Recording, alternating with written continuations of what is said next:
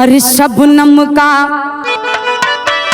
शीतल छोला जल गया, अरे मधुर मकरंद गंध पर मन है आज डोला, यार हो डोला, यार हो डोला।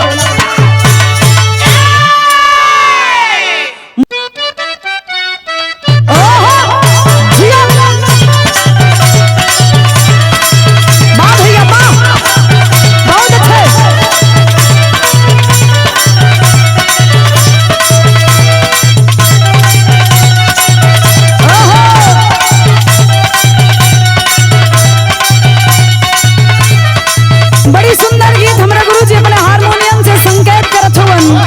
आजकल मार्केट में ट्रेंडिंग में है गीत। कौनो लड़की अपने नया नया बियाह पड़ल हा, पतिदेव के स्टाइल पे मरत हा, कहे का कहे चश्मा लगा के हैंडसम लगा तारा,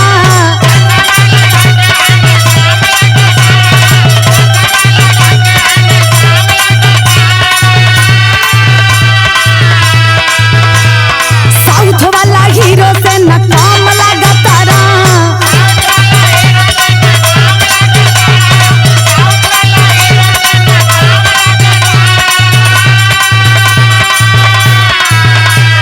चश्मा लगा के हैंडसम लगा तारा, साउथ वाला हीरो से न काम लगा तारा। कहे जानू तुहरे के दिल हम देवा ये सलाम, तू तो बम लगा तारा।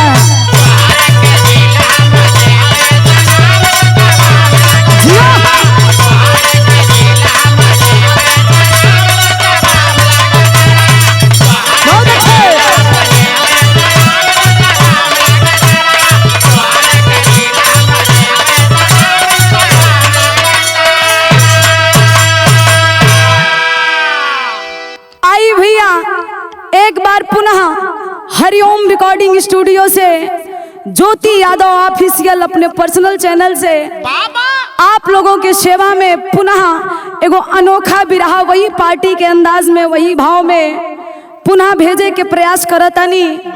आशा ना पूरा उम्मीद बा आप लोगन के बिरहा समझ में आई। जब तक आप लोग पूरा बिरहा के ना सुनबा तब तक समझ में ना आई। निवेदन बा कि आप लोग बिरहा के पूरा सुनिया।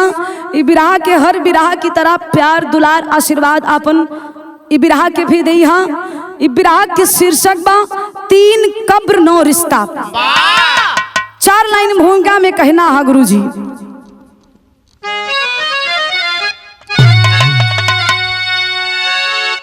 आ गई जब घटा स्वाति सावन लिए, बंद गागर में सागर मचलने लगा, तृप्त बेताब चातक चमन में हुआ, भिंग सौरभ का बेला निगलने लगा, गिर पड़ा मेघ कोरे ही अंगार पर, जल गई कोमल काया है जल जात की, जब उषा है बिलखती निशा गोद में, मुक्तया भाव हुई चांदनी रात की।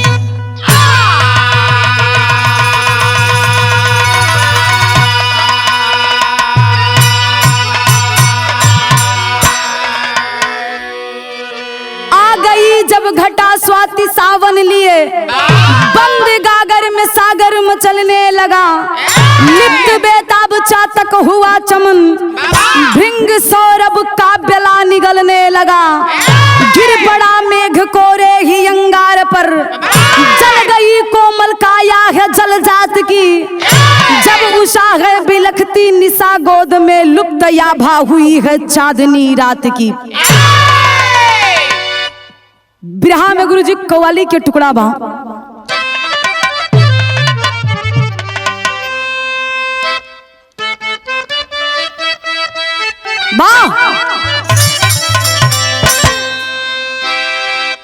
बड़ी पुरान गजल के नमूना है गुरुजी।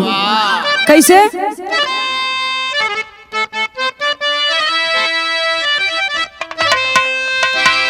कि मेरे महबूब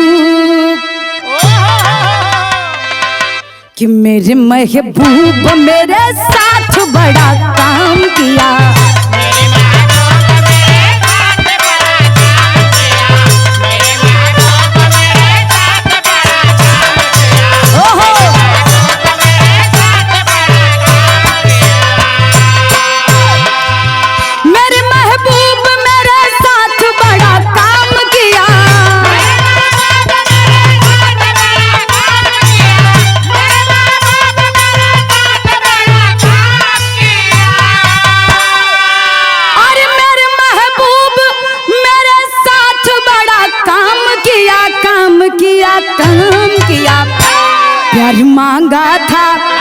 प्यार मांगा था झोली में गम को डाल दिया।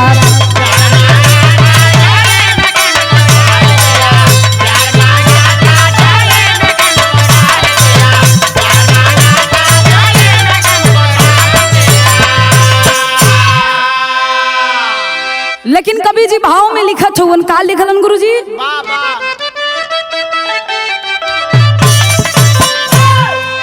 कि कल्पती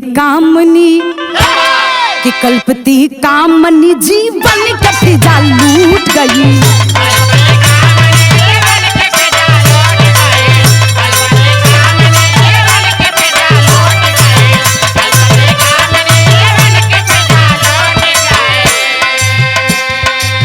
कल्पती कामनी जीवन के फिजा लूट गई।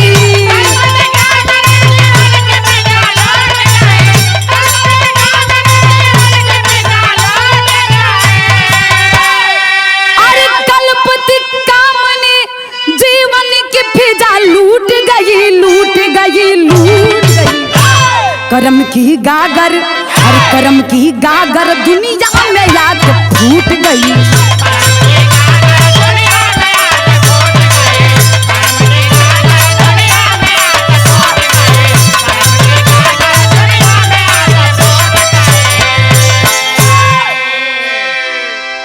कल्पती कामनी जीवन की फिजा लूट गई। करम की गागर दुनिया में आके फूट गई।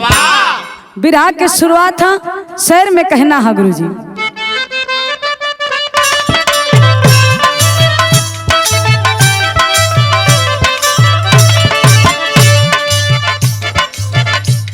पाके बसंत कलिया गुलफाम बनी है।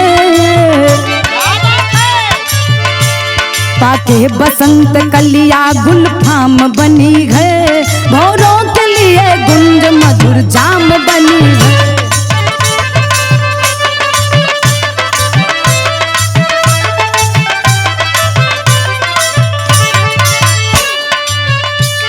पावन हुआ प्रभात अलंकार धरा का।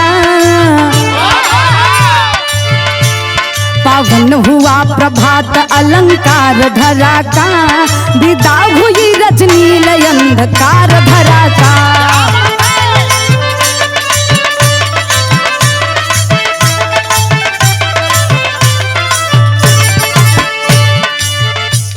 करने शिकार राजा जंगल को सिधाए। करने शिकार राजा जंगल को सिधाए। रोती हुई एक लड़की वहाँ पे है पाए।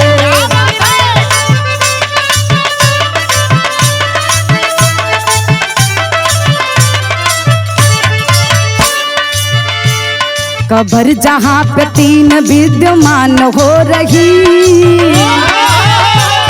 कब्र जहाँ पे तीन विद्यमान हो रही। माथा पटक के लड़की तीनों पे रो रही।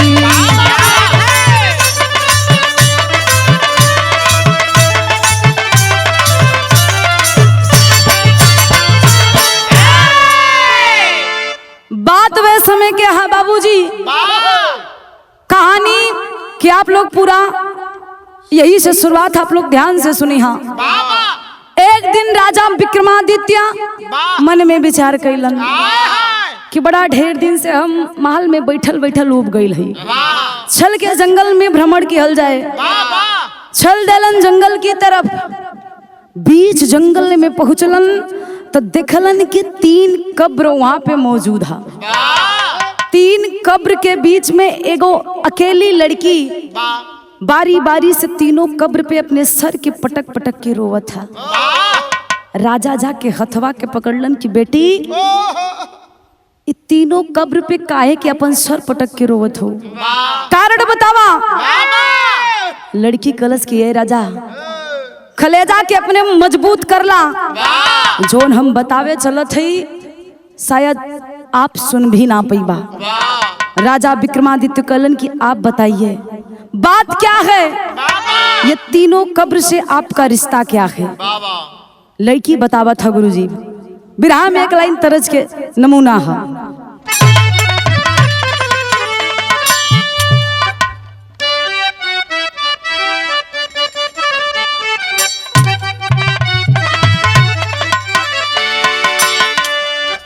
बड़ी पुरान दरज है, कोनो लड़की कहे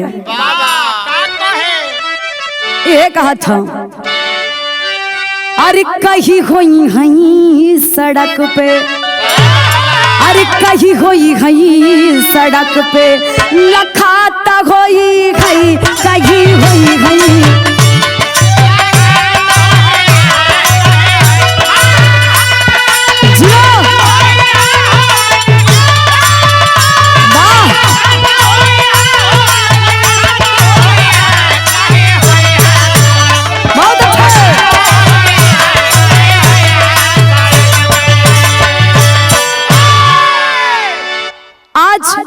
राजा विक्रमादित्य से बतावत बा लड़की का बतौलस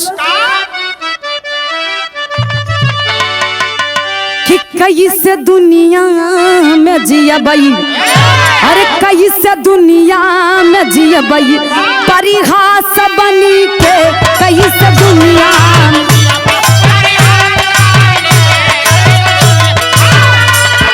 बहुत अच्छे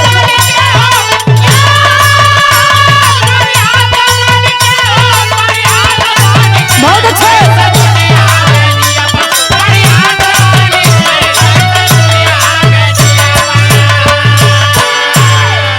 खलन की है महाराज दुनिया में हमार केहू नहीं खे, आज हम कैसे जिगत वानी हम आपके भी ना बता पाई, लेकिन हमार करुण कहानी के आप सुने चाहत हो तो सुना। का कहलिन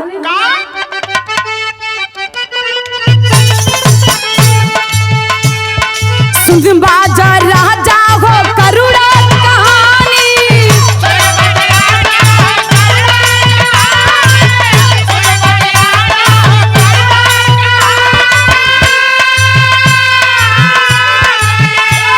नयन से बह जाई आज तोहर पानी,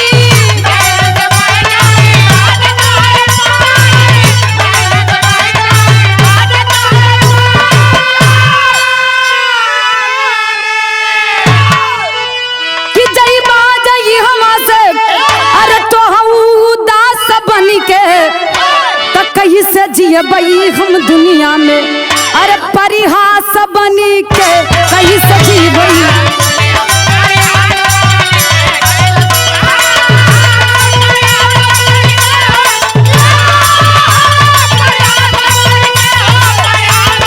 बहुत अच्छे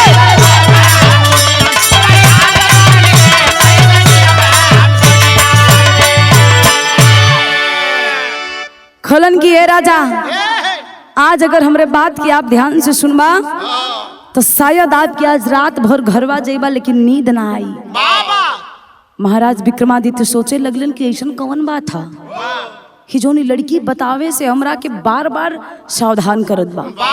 कलन तू बतावा तो पहला कब्र के रिश्ता अपन जोड़ के बतावा था। का बतौलिन गुरुजी बिरहा में तरज है।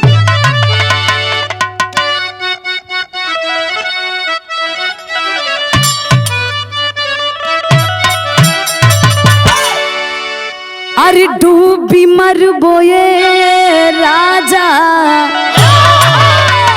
कोनो दुल्हन के दुल्हा परदेश जाता, दुल्हनिया कहा हर दिशा में जाया, हम ना कुछ कहब लेकिन एक दिशा से हमके सख्त एलर्जी है। जे वहाँ आज तक गईल बा ढुक्कू भैया लौट के आइल बा, लेकिन साथे में 2 चोंगा पुंगा लेके। चोंगा पुंगा हाँ ई का होला? जब तू जाइबा तो तोरे साथ में ही है। बतावत है का बतावे कि रोई मरबो ये राजा जही बजब पूर्व के देसवा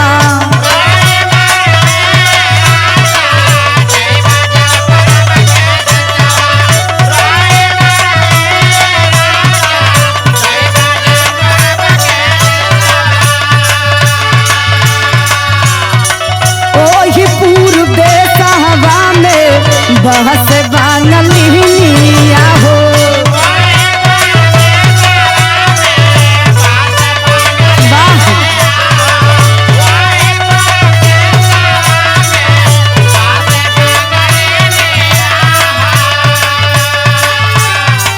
बहस बांगलिया ये राजा बहस बांगलिया हो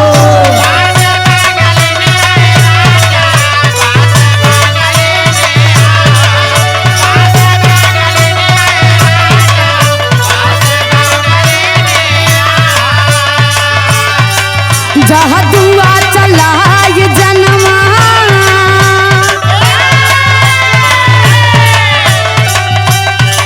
जहाँ दुआ चला ये जनमा लागिली है ये राजा जही बजो पूर्व के देसवा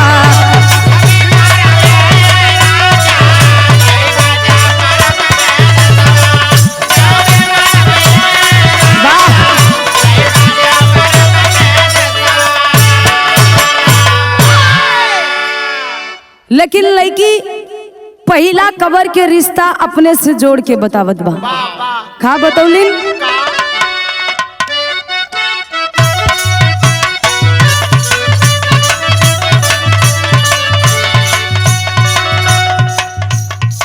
कोई नहीं जाने राजा दुनिया करम के बतिया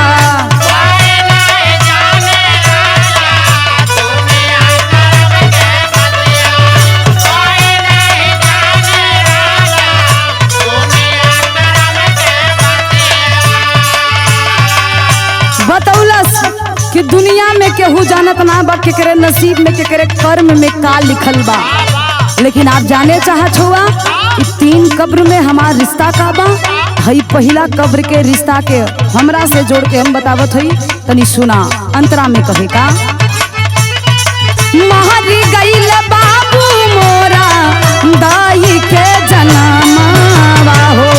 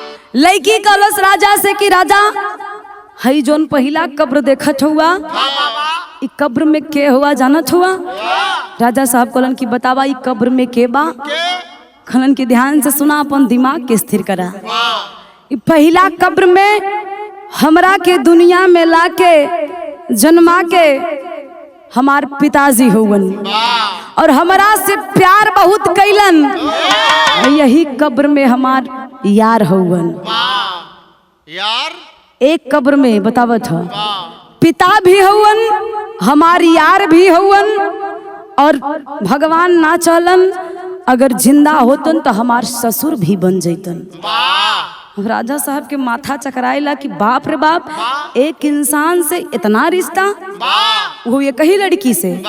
अगर पिता होई तो यार ना बनी, अगर यार होई तो ससुर ना बनी। राजा साहब कहलन पहली बूझत ना है, कहलन पहली ना सच्चाई बा। इहे हमार पिता हुवन, इहे हमार यार हुवन, इहे हमार ससुर हुवन, होखे वाला ससुर। राजा साहब कहलन पहला तो पहली बुझावत ह, कहलन छोड़ा है के दूसरा बतावा, ये दूसरा कबरिया में के लेटल बा। तो लड़की बतौलन गुरुजी बिरहा में तरज ह।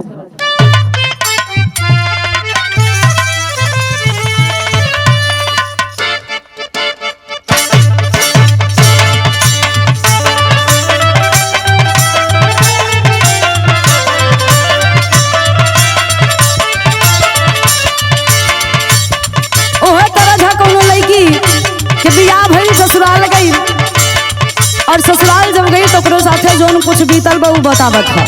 का बतावे? चिड़िया चट चट तोरेला हमर नरम कलैया मधोर के मनवाय राजा जी, आए हाय मनवाय राजा जी, अब का खटिया के पाटी तोड़ के मनवाय राजा जी।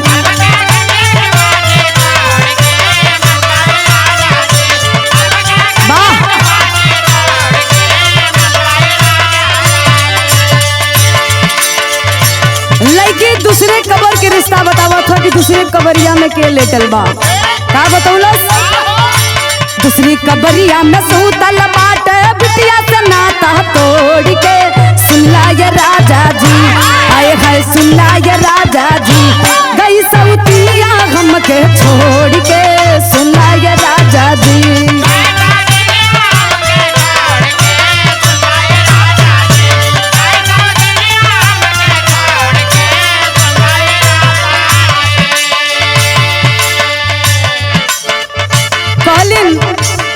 कि हई कबर में खे हमके जन्मा के दुनिया के देखा के हमार माई आज हमरा से नाता तोड़ के चल गई, लेकिन दूगो रिश्ता और बन के साथ है। वो रिश्ता का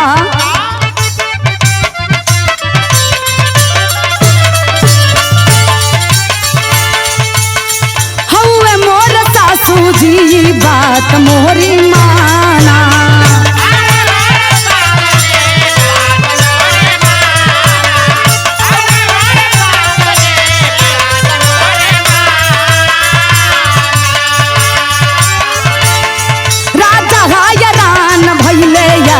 भूत फसाना।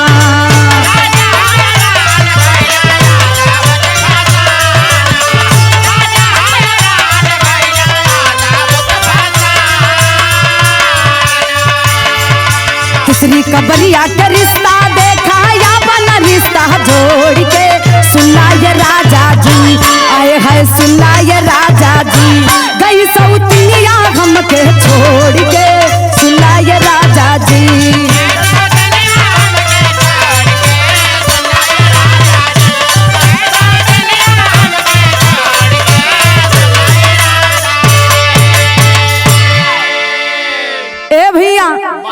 दूसरी कबर के रिश्ता बतावा था कि हमके जन्मा के दुनिया के देखा के हमार माई, और एक रिश्ता इनकरा के साथ है उर्बा कि अगर हमार विवाह भइल रहता तो हमार धर्म के सासू होती। तीसरा रिश्ता बा कि हमारे सौतीन भी है, माई सासू और सौतीन। राजा के माथा चकराएला कि बाप रे बाप, एक कबर में पिता यार और ससुर, दूसरे में माई सौतीन और सास। कैसे हो सकेगा एक आदमी के साथ तीन तीन रिश्ता? कैसे हो सकेला? खलन की देवी अब तीसरो कबर के रिश्ता बता दा। खलन की राजा दू गो समझ गईला कि ना कहाँ समझ दे इतना, लेकिन तीसरी के बतावा तीनों के इकट्ठे समझब। तीसरी कबर के रिश्ता लड़की बतावा था कि तीसरी कबर में एक तो हमार बेटा और दूसर भाई होखे वाला पति, बेटा भी है और होखे वाला पति भी है और हमार धर्म के भाई भी है। तीनों कबर के राजा रिश्ता सुनलन कलन बात 3 कबर और रिश्ता निकला था 9 ठे। ई कैसे संभव बा? राजा के माथा चकराए लगल। राजा कलन की तीनों कब्र के रिश्ता के बारे में मैं पूरा विस्तार से बतावा कि तीनों कबरिया में इन 9 रिश्ता निकलत कैसे है। राजा कैलन का गुरुजी, राजा का माथा चकराया। राजा का माथा चकराया, घोड़े से नीचे उतर गए। बात समझ में ना आती, बुद्धि के मारे बिखर गए। ए भैया कहे ना हमरे कुछ समझ में ना आवा था तो वो बिटिया लेके चलल बा कहवा, जहाँ एक ठे झोपड़ी में बुढ़िया माई रहल। जब गईल तो राजा वो बुढ़िया माई से पूछलन कि माई ई जोन लड़की बतावत बा, ई बात में सच्चाई बा कि ना बा? तब बुढ़िया मतारी बतावत है गुरुजी कैसे बिरहा में तरज है।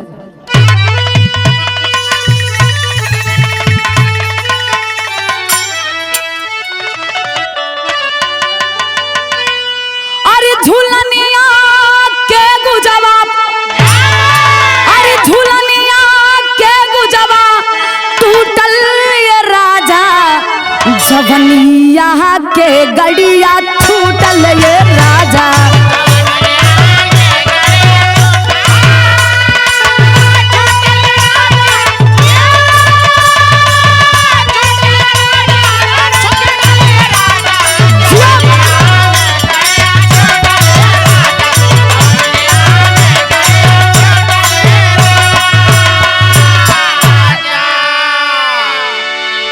बुढ़िया मतारी बतावत था का बतौलिन? अरे समैया बनी गईली, अरे समैया बनी गईली घाती ये बेटा, बदरावा पियल से बाती ये बेटा।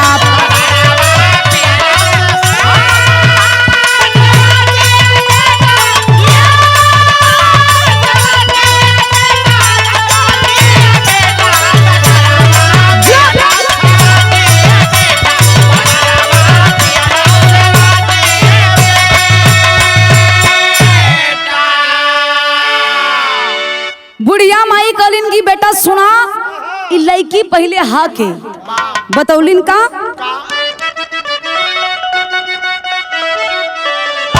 अरे निर्मोही राजा कवनो यापन छोकरिया, अरे कुटिया में छोड़ी गई ले घमरो यनरिया।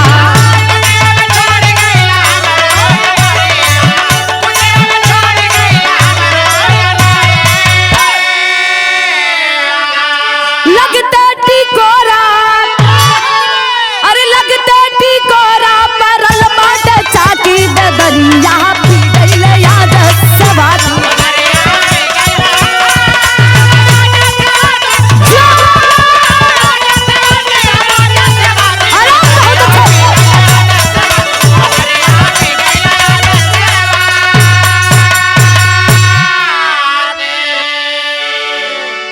बुढ़िया माई कलिन की बेटा सुना, ई तो हमार बेटी ना हो, ई कौनो राजा के घर के जन्मल बेटी है। शायद ओकरा के बेटी ना पसंद रहल। एकर जन्म भइल, जन्म के कुछे क्षण बाद ई लड़की के हमरे कुटी के बाहर केहू रख के गई। और जब ई सयान भइल 16 बरिस के, खूबसूरती तक रे अंदर है। जब सयान भइल कोनो राजा आके एकरा साथ प्यार कैलन, काम वासना जागृत भइल और एकरे गर्भ में एक ठे लड़का के जन्म भइल। उ लड़कवा रहल के गुरुजी तेरी में कहना हो।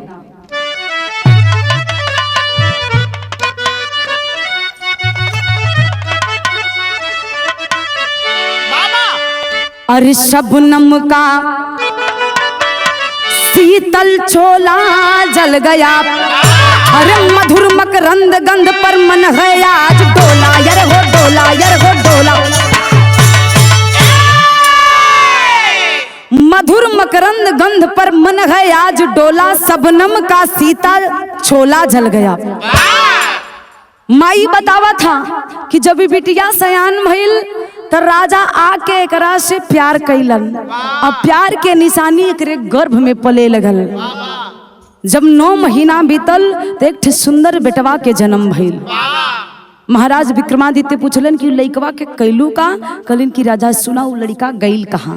बतौलन पापट में कहना है गुरुजी।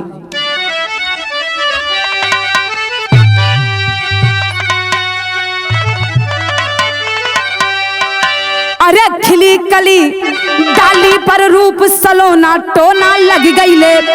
अरे खिली डाली पर रूप सलोना टोना लग गईले। तो चंचरी के चंपा से कैले चोना टोना लग गईले।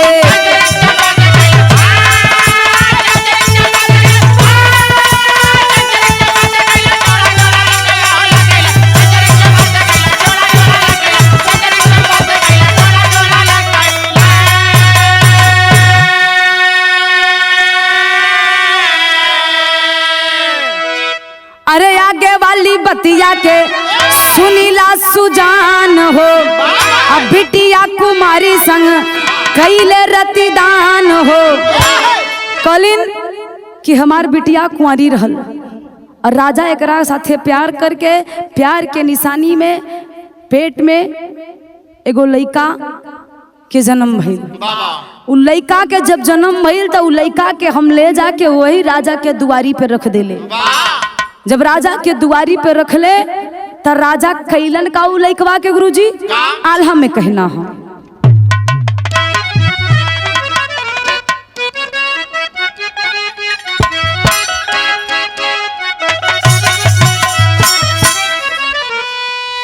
रखेला जतन से जैसे सोना के सोनरवा भैया।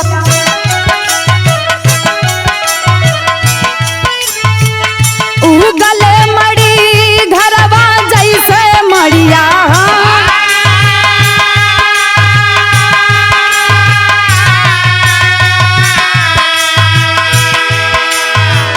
मौका के तलाश जैसे कहला मुदैया बाबू।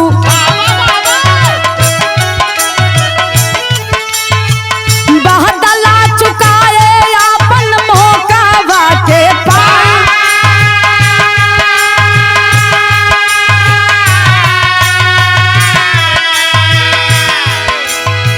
रखली हो वैसे अपने दिलवा में भेदवा भैया।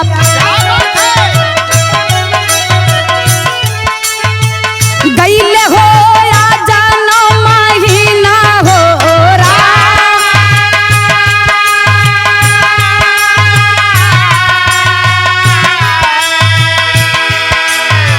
निकले शिकार खेले राजा के ही छन्नमय भैया।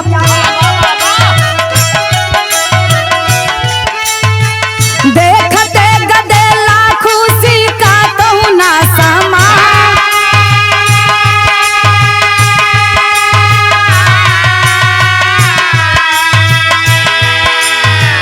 राखल ना औलाद जेकर गोदी में ललनवा सुना।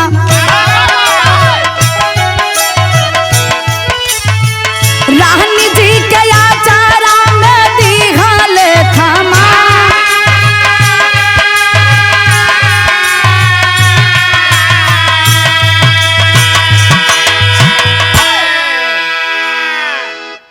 कहलन कि राजा उ लइका गईल कहाँ? बुढ़िया माई कहलस कि जब हमारे बेटिया लाल के 9 महीना बाद जन्मौलस तो हम कहली कि हमारी बेटी कुंवारी है। इ लड़का के लेके ढोई अगर केहू जान जाई तकरा से विवाह ना करी। यही से उ लड़कवा के उठा के हम राजा के मेन गेट के सामने रख देली।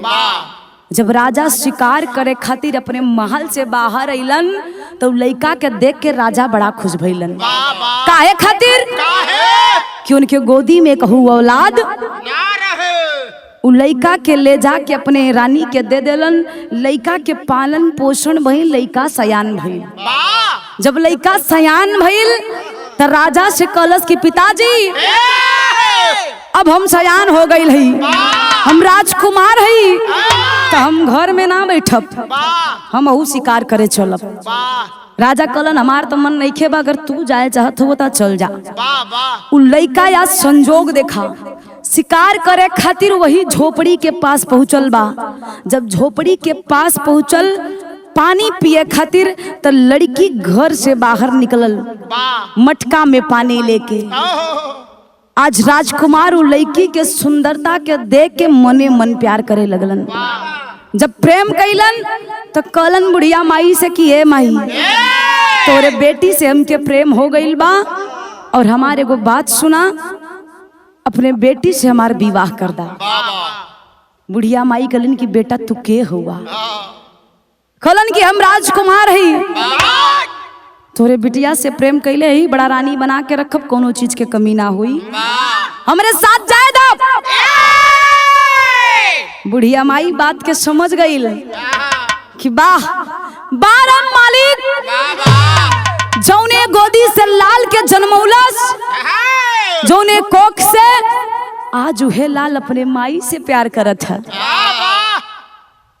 बात समझा, पहले कब्र के रिश्ता रहल पिता यार ससुर। आज वो जौन बिटिया हा राजा के बिटिया बा। राजा ना जान पौलन, शिकार करे उलन, ओकरा से प्यार कैलन। जब प्यार कैलन तो यार बनलन। पहले पिता फिर यार, लड़का के जन्मा के चल देलन।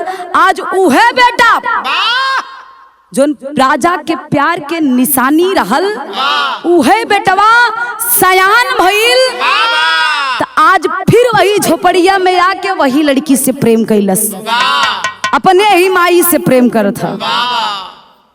एक तो बेटा अगर पिता के खून से जुड़बा तो भाई बनियो, काहे से कि वही खून से वो भी पैदा भइल बा, वही खून से भाई बनल। आज पति बने के ओके अवसर मिलल है। उ लड़की के बुढ़िया माई से कलश किन के हम के जायदा, हम बियाह करब। बुढ़िया माई कलिन कि ले जा बेटा, ले जा। हंसी खुशी घोड़ी पे बैठा के विदा करवावत है। जब विदा करवैलिन तो भइल का गुरुजी, खड़ी के लाइन है।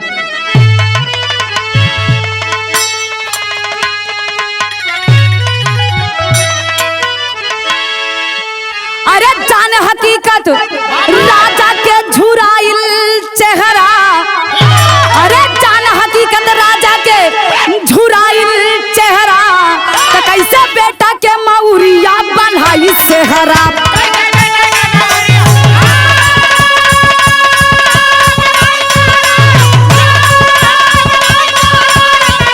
जब वो लड़का लड़की के लेके गईलन तो राजा कहलन कि बेटा ये लड़की के है, ये क्या है? लड़का पूरी बात अपने पिता से बता देलस कि पापा, पिताजी, ये लड़की एगो घने जंगल में गरीब झोपड़ी से के लेके आइल है, कोनो राजकुमारी ना है, लेकिन हम दिल से इनके अपनी पत्नी बना ले है। हमार विवाह करा दा, अब इनके बिना हम जी ना पाई। राजा जान ना पौलन, विवाह के दिन धरा गई, विवाह के तैयारी होके लगल। जब विवाह के दिन आइल तो बुढ़िया माई चलल बा, कलश की अभी अनहोनी के हमके रोके के पड़ी। आग के दुआरी पे ठठाका मार के हंसलस, राजा, वाह तू तो राजा हुआ, प्रजा के बारे में भलाई सोचेला, धर्म के राजा हुआ, तो आज अधर्म काहे करे चलत हुआ? राजा कहलन हमके कुछ समझ में ना आवत है, कहलन ना जान पावत हुआ। हई लड़की के ध्यान से देखा ही ह के। राजा कहलन के हा? कहलन पहले कर चेहरा ध्यान से देखा, याद करा उ दिन जौने समय शिकार करे खातिर जंगल में गई रहला, एक रात लड़की के साथ में बिता के आइल रहला। राजा झट दिना दिमाग लगौलन, याद आ गई। कहलन इहा, कहलन है ना रात जब आप बिता के अपने महल में चल अइला तो आपके प्यार के निशानी एकरे पेट में पले लगल। 9 महीना के बाद एक सुंदर बेटवा के जन्म देलस। वो बेटौना के हजाना छुआ, कहलन के खलस की जोनी विवाह कर जात है कर बेटा है। राजा के माथा चकराए लगल कि बाप रे बाप, इतनी बड़ी गलती। खलन एके छोड़ा, तोरे घर में एक बिटिया के जन्म कभो भइल रहे, याद कराऊ दिन बाबा रानी के पहला लड़का भइल हुआ बेटी, वाह आपके ना पसंद आई, आप ले जाके जंगल में छोड़ देले रहला, उहे बिटिया ई है। बप्पा रे बप्पा, राजा के माथा चकरा था, कितनी बड़ी गलती हमरा से भइल, तो भइल कैसे। राजा सोचे लगलन कि आज अगर विवाह हो जाई तो बहुत बड़ा पाप होई। सोचलन का गुरुजी, कैसे मुंह दिखाई समाज के। कल की बात पूरे अगर नगर में पता चल गई तो नगर वासी हमरा मुंह पे थूकी। हाँ अभी जिंदगी हमके जियल। राजा एक तलवार लेलन, अपने बेटा, अपने पत्नी और अपन गर्दन काट के वही जगह अपन जान दे देलन। बुढ़िया मताई पूरा दास्तान बतावा था कैसी राजा विक्रमादित्य से। राजा कलन अब हमरे समझ में ना आयल, तीनों जने मर गईलन। अब फरिया के बतावा एक एक रिश्ता के। बुढ़िया माई कलन की सुना, पहला रिश्ता जब राजा के घर में बिटिया भइल, बिटिया ना पसंद आइल, बिटिया के राजा ले जाके जंगल में छोड़लन, तो उ बिटिया के बाप भइलन यानी पिता। पहला रिश्ता। और दूसरा यार कैसे बनलन, जब बिटिया सयान भइल तो उहे बिटिया से प्यार कैलन तो का यार बनलन। अब ससुर कैसे बनलन, जब ये लड़का के अगर शादी, एक तो प्यार कैले बा, शादी होखे वाली रहल, अगर शादी हो जाई तो ये बिटिया के अपने ससुर भी बन जैतन। पहला कबर के रिश्ता फरिया देलन। दूसरा कबर माँ सौतन और सासू जन्म देलिन, वही बिटिया के तो माई बनलिन। आज राजा प्यार कैलन, अगर विवाह करके घर में लौतन तो सौतीन बन जैते, लेकिन प्यार कैलन फिर भी सौतीन बनलिन। और सासू बेटवा के अगर विवाह हो तो घर में बहू बन के जैतीन, तो वो माई भी आज सासू हो जाई। भाई सैया बेटा, तीसरा रिश्ता।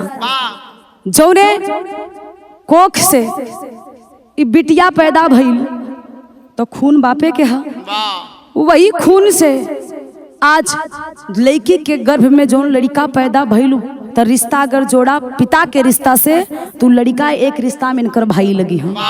गर्भ से अपने जन्म देलिन तो माई बनलिन। आज लड़का अगर विवाह कर ले तो पत्नी बन जाती।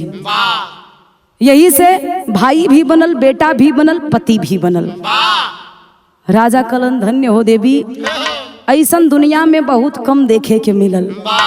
पूरा दास्तान समझ के राजा के माथा चकरा गई और लौट के घरवा आइलन। तो भइल का गुरुजी,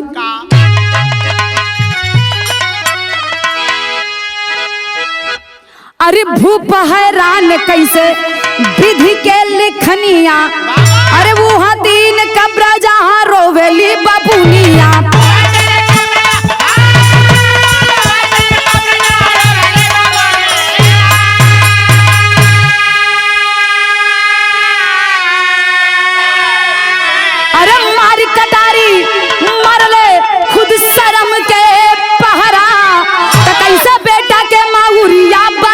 से हरा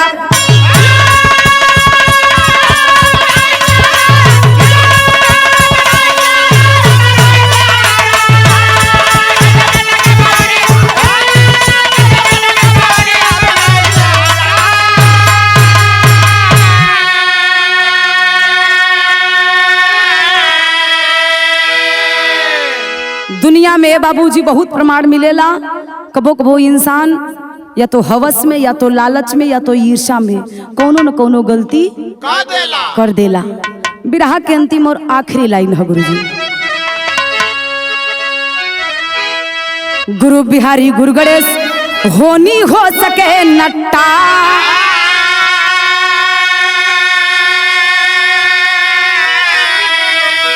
अरे स्वर्ग बसे चंद्रिका कवि बिरहा की रोटी डाल।